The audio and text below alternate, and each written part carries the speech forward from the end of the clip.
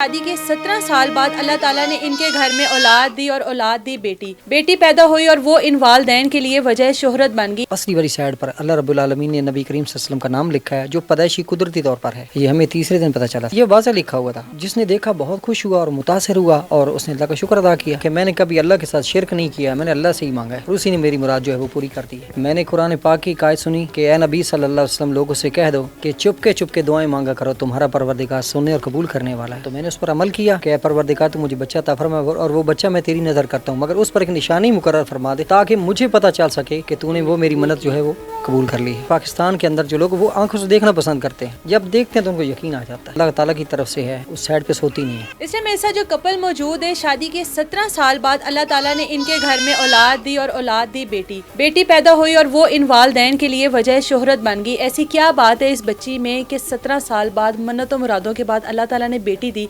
अब उसमें ख़ास बात क्या है, इसके वालिद से पूछते हैं। अस्सलाम वालेकुम। जी वालेकुम सलाम। सबसे पहले तो आपको बहुत मुबारक हो, अल्लाह ताला ने 17 साल बाद खुशी दी, वो भी बेटी की सूरत में। जी बहुत शुक्रिया आपकी मुबारक देने का, अल्लाह आपको बहुत सारी खुशियाँ दे जी, जीते रहिए। मुझे बताएं कि इस बेटी में ऐसी क्या ख़ास बात है जो आज आपको यहाँ तक पहुँचा दिया इसने। हाँ, इसके जो दिल की बैक साइड है ना, असली वाली साइड पर अल्लाह रब्बुल आलमीन ने नबी करीम सल्लल्लाहु अलैहि वसल्लम का नाम लिखा है जो पैदाइशी कुदरती तौर पर है। कुदरती तौर पे कितने दिन बाद पता लगा इसकी पैदाइश की? ये हमें तीसरे दिन पता चला था। तीसरे दिन पता लगा, तो फिर तो वो खुशी जो है वो और मज़ीद बढ़ गई होगी। किसी को दिखाया, उलमा वगैरह को दिखाया कि वाकई में ये ऐसे ही है? ये आपने खुद भी देखा है और ये उलमा के बहुत सारे जब एक चीज़ क्योंकि कुछ छुपी होती है, ये वाज़ह लिखा हुआ है और इसे जिसने देखा बहुत खुश हुआ और मुतासिर हुआ और उसने अल्लाह का शुक्र अदा किया।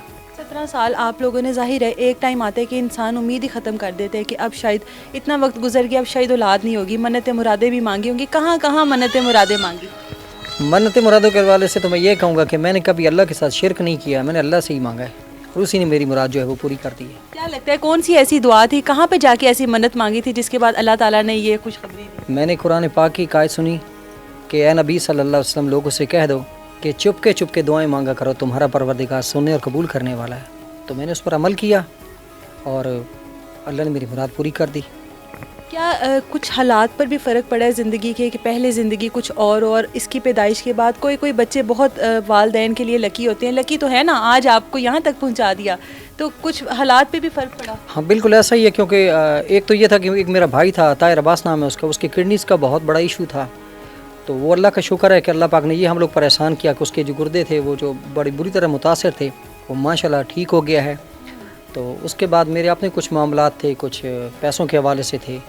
तो एक बिल्डर मेरा पैसा लेके भाग चुका था, वो लकीली अल्लाह ताला ने मुझ पर मेहरबानी फरमा दी कि मेरे को भी अब रिकवरी वाली साइड पे आ गए। बेटी की पैदाइश के बाद? ये बेटी की पैदाइश के बाद ये सब कुछ हुआ, क्योंकि बिल्डर तो करीब 4 साल भाग चुका था पहले, मगर उसके साथ मेरी किस्मत अच्छी हुई इसके आने से कि वो बिल्डर वापस आ गया, मेरे कोर्ट में केस डिग्री हो गया। अब वो मेरी चीज़ें तकरीबन अब पाया तकमील तक पहुंचने वाली है। बहुत सारे ऐसे लोग हैं जो इस चीज़ को एक्सेप्ट नहीं कर रहे कि ऐसा कैसे मुमकिन है। इससे पहले हम लोगों ने ईद उल अज़हा पे इस तरह के मवेशी देखी हैं कि जिनके बारे में हम लोग सुनते थे कि उनके ऊपर इस तरह के नाम होते हैं। पहली बार हम लोगों ने ऐसा सुना है कि किसी बच्चे किसी इस तरह से है। आपको भी लोगों ने कहा होगा कि ऐसा नहीं हो सकता, या बहुत सारे लोग इस तरह क्रिटिसाइज़ तो कर रहे हैं? नहीं, हमारे साथ कभी ऐसा बिल्कुल वाक़या पेश नहीं आया। उसकी वजह यह है कि जब लोगों को पता चलता है ना, हमारे पाकिस्तान के अंदर जो लोग वो आंखों से देखना पसंद करते हैं, जब देखते हैं तो उनको यकीन आ जाता है जी कि कोई ऐसी हरकतें जिनसे आपको महसूस होता है कि बाकी बच्चों से अलग है, ये इसमें ये कदर करती है, ये अल्लाह ताला की तरफ से है कि मतलब ये उस साइड पे सोती नहीं है। सोती नहीं है।